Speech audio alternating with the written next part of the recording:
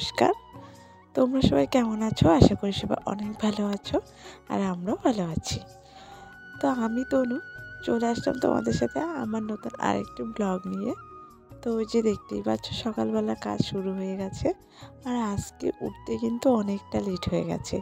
তো আজকে ইচ্ছাকৃতি একটু দেরি করে উঠেছি, কারণ কালকে রাত্রে ছেলের জ্বর এসেছিলো, সারা রাত ঘুম হয়নি, তো ওর জন্য দেরি করে উঠেছি। আর তার মধ্যে আরেকটা কারণ হলো, আমি যদি সকাল সকাল উঠে পড়তাম তাহলে ছেলেও তো মানে আমার সাথে সাথে উঠে পড়তো। আর বাইরে তো তোমাদেরকে দেখালাম কতটা কুয়াশা পড়েছে।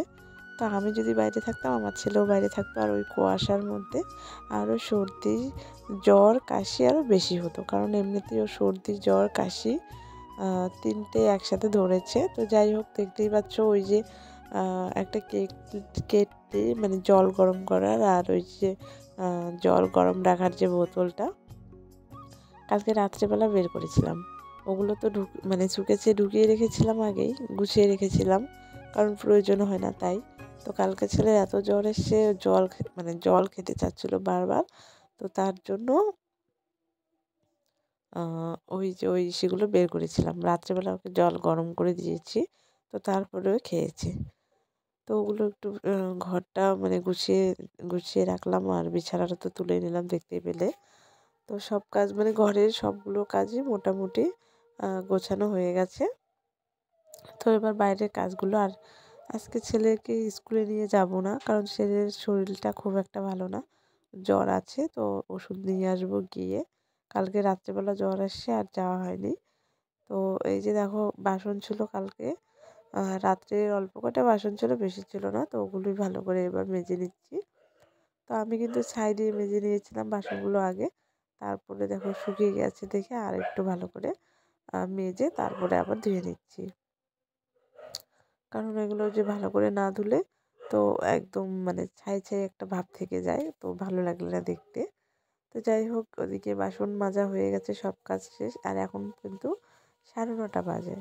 আর আমি এদিকে দেখো ব্রাশ করছি, ছেলেকেও ব্রাশ দিয়ে দিয়েছি, ও নিজেই করছে।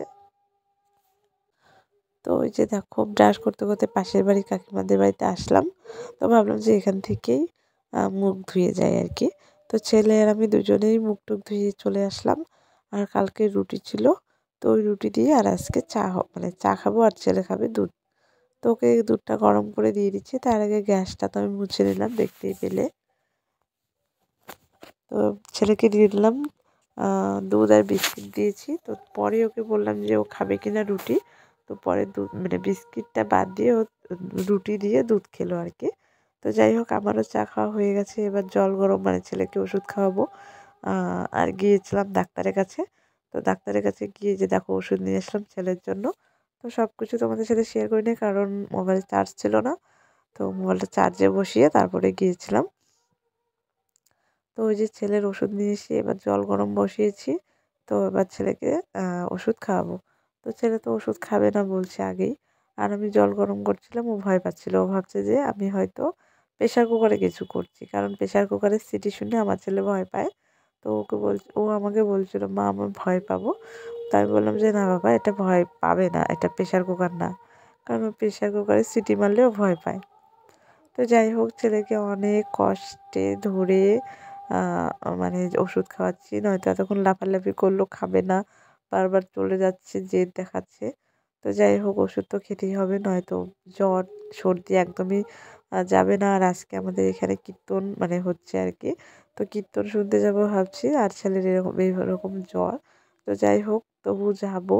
তো ওই যে দেখো সারাদিনের কাজকর্ম তাড়াতাড়ি শেষ করছি, বিকেল বিকেল মানে যাওয়ার ইচ্ছে আছে আর কি।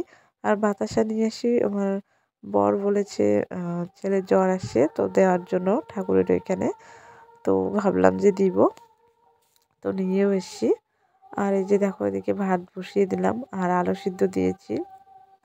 এদিকে যে পাটাটা নামিয়ে নিলাম, এবার লঙ্কা, তারপরে ধনে আর আদাটা বেটে নিব, কারণ সবার তো মিক্সি আছে, আমাদের তো আর মিক্সি নেই, তাই আমরা পাটার মধ্যে মানে বেটে রান্না করি। আর পাটার বাটাটাই কিন্তু বেশি টেস্ট হয় রান্না। তো যাই হোক, আদাটা থেতলে নিলাম, এবার লঙ্কা আর ধনেটা দিয়ে এবার সব একসাথে বেটে নিব। আর একটু পরপর দেখছিলাম ভাত হয়েছে কি না, মানে বারবার দেখছিলাম। উম, যদি একটু বেশি সিদ্ধ হয়ে যায় তাহলে তো খেতে ভালো লাগবে না, তার জন্য। তো যাই হোক, এদিকে ভাতটা এখনও হয়নি, আর আমি যে বেড়ে নিচ্ছি, আর এদিকে বসিয়েছি ফুলকপি সিদ্ধ। হালকা করে সিদ্ধ করে নিলে কিন্তু ওই গন্ধটা থাকে না, কারণ এখন ফুল ফুলকপির সিজনটা এখন চলে গেছে না, মানে কেমন একটা গন্ধ লেগে যায় নাকের মধ্যে, আর সিদ্ধ হতে চায় না ভালো করে, তার জন্য এক্সট্রাভাবে সিদ্ধ করে নিচ্ছি। তো ওই যে এদিকে বাটা আমার হয়ে গেছে, তো চলো এবার বাকি রান্নাটা করে ফেলি। তো ওই যেদিকে ভাতটা হয়ে গেছে, তো এবার ভাতটা নামিয়ে নিচ্ছি, আর ভাতে তো জল বেশি হয়ে গেছে। তো ওই যে দেখো, আগে ভাতের ভাতটা ফেলে তারপরে এইভাবে ঝরা দিয়ে দিলাম। আর আজকে হবে আলু ফুলকপি আর সোয়াবিনের ঝোল। তো ওই যে দেখো, সোয়াবিনটা একটু হালকা করে সিদ্ধ করে নিয়েছি। তারপরে যে দেখো ভেজে নামিয়ে নিলাম, এবার এই তেলেই ভেজে নেব। পাঁপড় অল্প কটা পাঁপড় ছিল, তো ওগুলো ভেজে নেব। তো ওই যে দেখতেই পাচ্ছ, পাঁপড়টা ভেজে নিচ্ছি। আর পাঁপড়টা ভাজা হয়ে গেলে এখানেই ফুলকপিটা ভেজে নেব হালকা করে। তো ওই যে দেখতেই পাচ্ছ, এবার ফুলকপিটা দিয়ে দিলাম। এবার ফুলকপিটা হালকা করে ভেজে, আর এই যে দেখো ভাতের থেকে আলু সিদ্ধ বের করে নিলাম। তো আলুগুলো এখন কেটে নিচ্ছি, তো ওগুলো এখন জিরে ফোড়ন দিয়ে মানে সবজিটা রান্না করে নিব। তো দেখো বন্ধুরা, রান্না হয়ে গেছে, এবার ভাত বেড়ে নিচ্ছি। আর আজকে দুপুরের মেনুতে এই যে পাঁপড় আর ফুলকপি, আলু আর সয়াবিনের ঝোল। তো আজকে রান্নাটা এটাই। তো ওই যে ছেলেকেও ভাত বেড়ে দিয়েছি, আর আমিও ভাত বেড়ে নিয়েছি। তো একসাথে দুজনে খাবো। আর দেখো, জল গরম করেও নিয়ে এসেছি। তো ছেলেকে জল গরম মানে দিলাম আর কি। তো দেখো, খাওয়া দাওয়া হয়ে গেছে, ছেলেকে ঘুম পাড়িয়ে দিয়েছিলাম। তো বিকেলবেলা, সন্ধ্যার একটু আগে আর কি। তো ওই যে উঠানটা ঝাড় দিয়ে নিচ্ছি, আর দুধ নিয়ে এসেছি। দুধটা এবার জাল দিয়ে নেবো তাড়াতাড়ি করে, কারণ আবার মানে কীর্তন শুনতে যাবো আর কি।